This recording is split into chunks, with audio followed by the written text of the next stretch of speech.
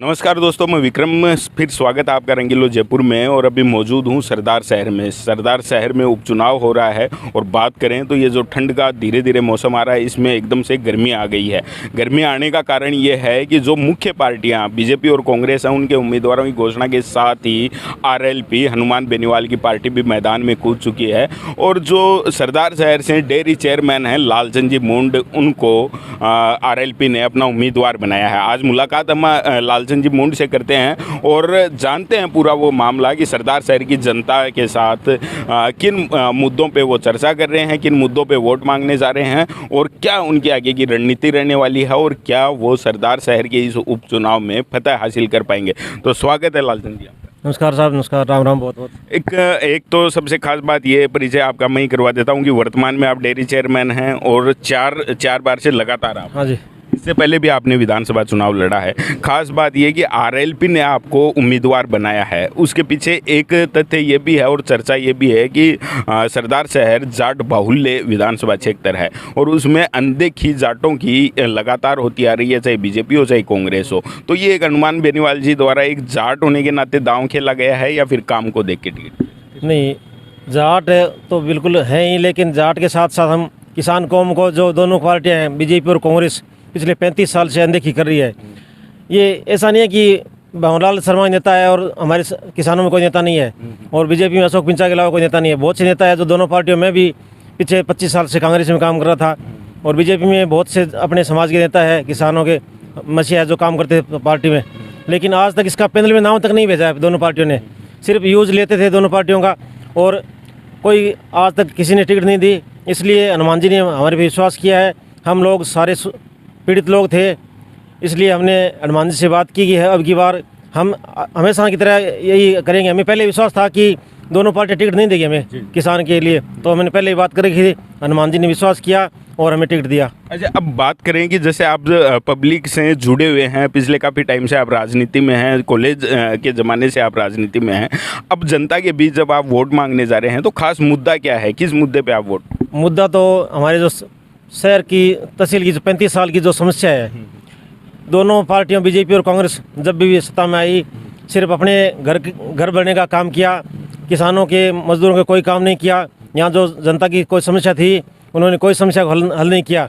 जैसे सरदार शहर में हॉस्पिटल की समस्या है, हॉस्पिटल में डॉक्टर नहीं है और ये सरदार शहर मात्र रेफर हॉस्पिटल बन के रह गया है।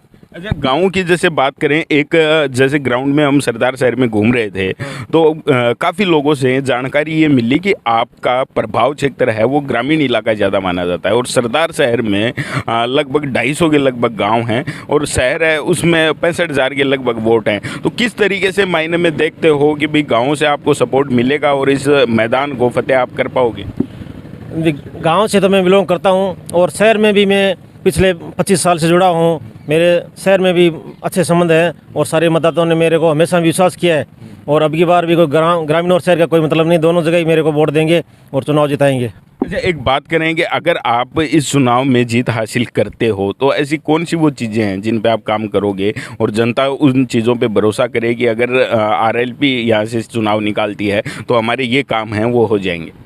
सबसे पहले हमारे 100 बेड का हॉस्पिटल का है और हॉस्पिटल की जो समस्या है, यहाँ कोई डॉक्टर नहीं है, कोई व्यवस्था नहीं है, तो ये हमारी मुख्य समस्या यही रहेगी, हॉस्पिटल की सुधार किया जाए। अच्छा, गांव में जब हम घूमे तो पता ये भी चला कि गांव में पीने के पानी की व्यवस्था है वो चरमराई हुई है, बिजली की व्यवस्था है वो चरमराई हुई है। सरदार शहर विधानसभा क्षेत्र में भी ऐसी छोटी डाणियाँ हैं जहाँ बिजली की उपलब्धता नहीं है। नहीं, बिजली नहीं है, सड़क नहीं है, स्कूलों में अध्यापकों की व्यवस्था नहीं है, पानी की समस्या है, बहुत सी समस्या है जिनको लेकर हम पिछले 25 साल से संघर्ष कर रहे हैं और इसी संघर्ष के बदौलत हम यहाँ जनता के बीच में जाएंगे कि हमने आपके साथ हमेशा खड़े रहे हैं और अब की बार हमें सिर्फ 10 महीने मांग रहे हैं। इनको 32 साल दे दिए, 35 साल दे दिए, तो 10 महीने लोगों से हाथ जोड़ के मांगेंगे और काम करके दिखाएंगे। भी सवाल आपसे ये पूछना मैं चाहूँगा कि बीजेपी ने जैसे लगातार 4 बार अशोक पिंचा जी चुनाव हार चुके, फिर भी क्या उन्हें कैंडिडेट नहीं मिला या फिर ऐसी क्या स्थिति आई कि दोबारा उन पर ही भरोसा किया? बीजेपी एक धनबल वालों की पार्टी है, पैसा वालों की पार्टी है, इसलिए इन पे विश्वास करती है, किसान कौम पे विश्वास नहीं करती है, इसलिए बार बार हम इनको नकार रही है।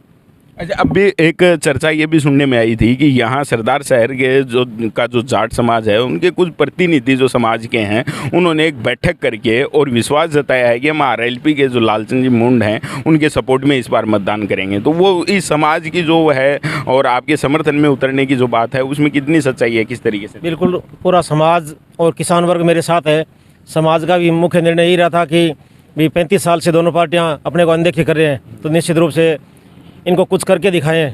और उन्होंने निर्णय लिया और मेरे पे विश्वास किया। निश्चित रूप से मैं इसके विश्वास पे खरे उतरने की कोशिश करूंगा, चुनाव जीतने की कोशिश करूंगा। बहुत बहुत धन्यवाद लालचंद जी, और आपको अग्रिम बधाइयाँ। उम्मीद है कि आप बेहतर प्रदर्शन इस चुनाव में कर पाएँ। तो ये थे लालचंद जी आरएलपी से हैं। और अगर मैं यहाँ इस क्षेत्र की सरदार शहर विधानसभा क्षेत्र की बात करूँ तो कुल 2,90,000 के आसपास वोट हैं, जिनमें से 65,000 के लगभग शहरी वोट हैं। और सबसे ज़्यादा अगर वोटों की बात की जाए तो सबसे ज़्यादा वोट यहाँ जाट समाज के हैं, उसके बाद नंबर SC ST का आता है और उसके बाद ब्राह्मणों का।